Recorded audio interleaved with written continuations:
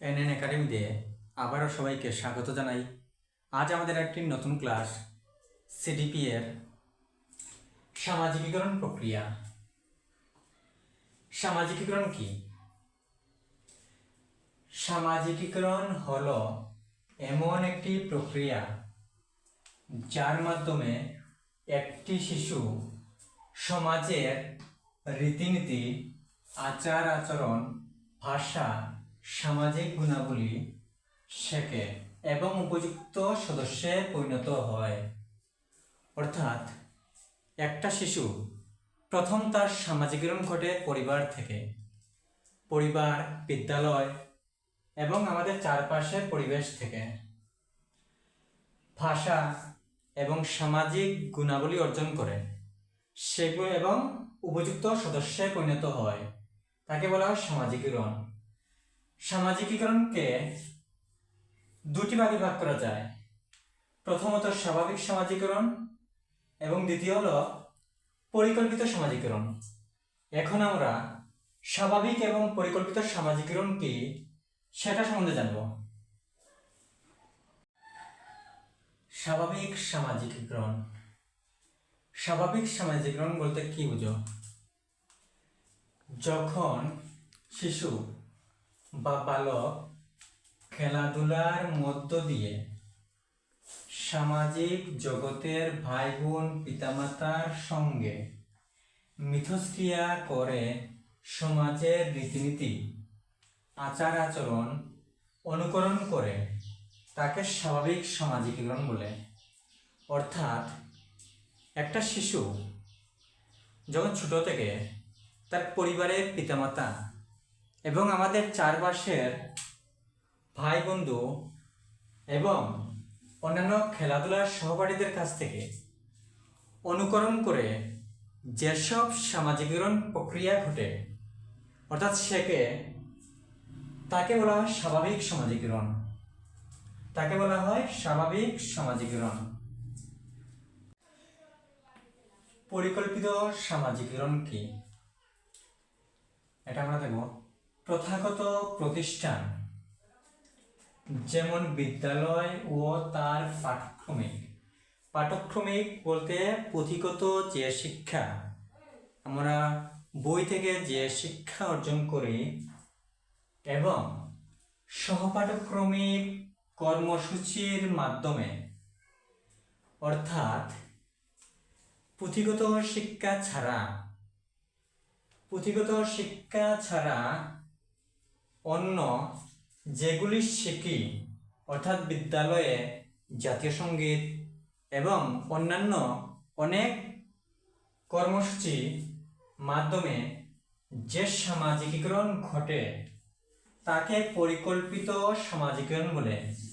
অর্থাৎ এক কথায় আমরা বলতে পারি পরিকল্পনার মাধ্যমে যে সামাজিকীকরণ ঘটে তাকে পরিকল্পিত সামাজিকীকরণ বলা হয়। যেমন বিদ্যালয়ে জাতীয় সঙ্গীত শেখানো। এখন আমরা স্বাভাবিক সামাজিকীকরণ এবং পরিকল্পিত সামাজিকীকরণের মধ্যে পার্থক্য সম্বন্ধে জানব। তো প্রথম পার্থক্য হলো স্বাভাবিক সামাজিকীকরণ স্বাভাবিকভাবে ঘটে এবং পরিকল্পিত সামাজিকীকরণ পরিকল্পনার মাধ্যমে ঘটে, অর্থাৎ একটা পরিকল্পনা থাকে।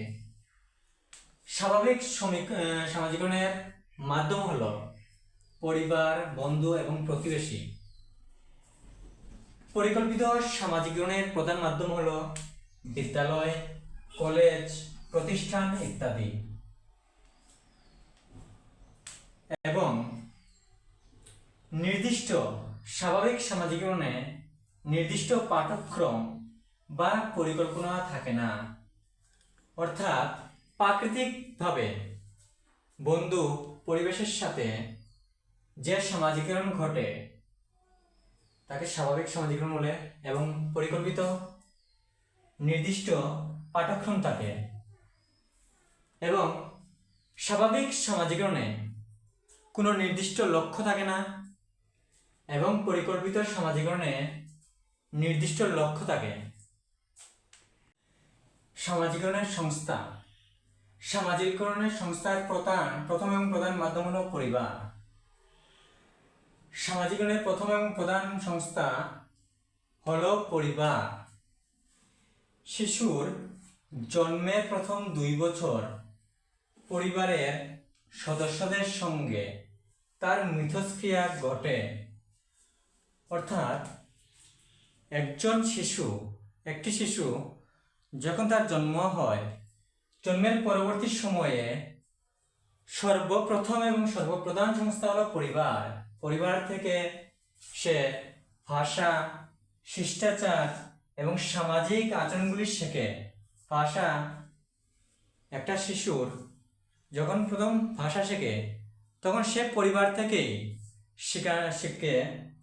এবং শিষ্টাচার, আমরা কিভাবে চলাফেরা করব সেগুলি পরিবার থেকেই শিখি। এবং সামাজিক আচরণ, কার সাথে কেমন ব্যবহার, কার সাথে কেমন কথা বলবো, সেগুলি আমরা পরিবার থেকেই শিখি। বিদ্যালয়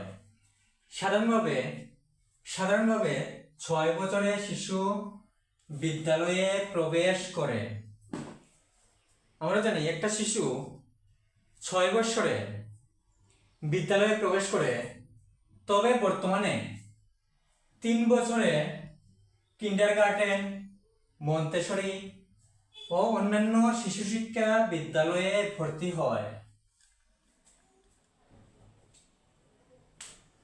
এবং বিদ্যালয় থেকে আমরা যেগুলি শিখি তারা শৃঙ্খলার সম্বন্ধে ধারণা, দলগত কাজ, নিয়ম মেনে চলা এবং সামাজিক দায়িত্ব।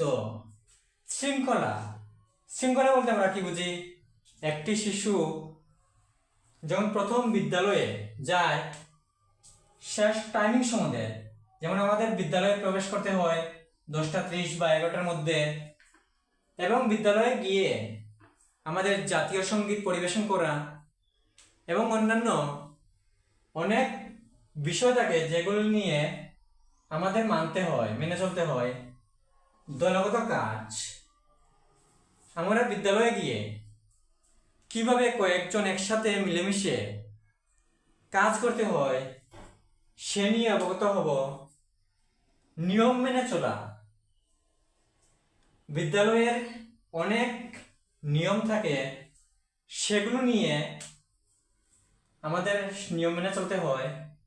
এবং সামাজিক দায়িত্ব, যেমন বিদ্যালয়ে পরিবেশ দিবস এবং স্বাধীনতা দিবসের মতো অনেক অনুষ্ঠান, সেই অনুষ্ঠানে শিক্ষকের পরামর্শক্রমে অনেক কাজ করতে হয়, অনেক দায়িত্ব পালন করতে হয়, সেগুলি নিয়ে আমাদের কাজ করতে হয়। সমাজবিজ্ঞানের সংস্থা আরেকটি হলো সমবয়সী দল। সমবয়সী দল বলতে একই বয়সের বা যারা একসঙ্গে মেলামেশা করে এবং একে অপরের আচরণ বা ব্যক্তিত্ব গঠনে প্রভাব বিস্তার করে, অর্থাৎ একসাথে চলাফেরার মাধ্যমে যে সমাজীকরণ ঘটে। যেমন সহযোগিতা, আমরা একে অপরকে সহযোগিতা করতে পারি। এবং প্রতিযোগিতা, আমরা একজনকে দেখে, যেমন বিদ্যালয়ে দুটি শিশু একজনে ধরুন 90% পেল, তার দেখা দেখি আমরাও সেই নম্বরটুকু তোলার চেষ্টা করি, অর্থাৎ তার সাথে আমার প্রতিযোগিতা তৈরি হয়। এবং দলগত আচরণ, আমরা একসাথে দলগত আচরণ, যেমন একটা কুইজ কম্পিটিশন, সেই কম্পিটিশনে আমরা 2-3 জন মিলে একসাথে কিভাবে আচরণ করবো, দলগত আচরণ করবো তা নিয়ে। এবং আত্মবিশ্বাস, আমরা অনেক সময় বড়দের সাথে অনেক কিছু কথা নাও বলতে পারি, কিন্তু আমাদের সমবয়সী বা সহপাঠীদের সঙ্গে সেগুলি বলতে পারি, অর্থাৎ আমাদের নিজেদের মধ্যে একটা আত্মবিশ্বাস গড়ে ওঠে। সমাজীকরণের একটি সংস্থা হলো গণমাধ্যম। শিশুর বয়স বৃদ্ধির সাথে সাথে সামাজিকীকরণের অন্যান্য সংস্থাগুলি কার্যকরী হয়। এর মধ্যে অন্যতম হলো গণমাধ্যম, যেমন টেলিভিশন, মোবাইল, সংবাদপত্র। টেলিভিশন, মোবাইল, সংবাদপত্র ইত্যাদি থেকে শিশুরা বিভিন্ন শিক্ষামূলক বিষয় সম্পর্কে জানতে পারে এবং তাদের বিকাশ হয়। আজকে আমরা সামাজিকরণের প্রক্রিয়া সম্বন্ধে জানলাম। ভিডিওটি ভালো লাগলে অবশ্যই লাইক, কমেন্ট এবং সাবস্ক্রাইব করবেন। ধন্যবাদ। দেখা হবে পরবর্তী কোনো ভিডিওতে।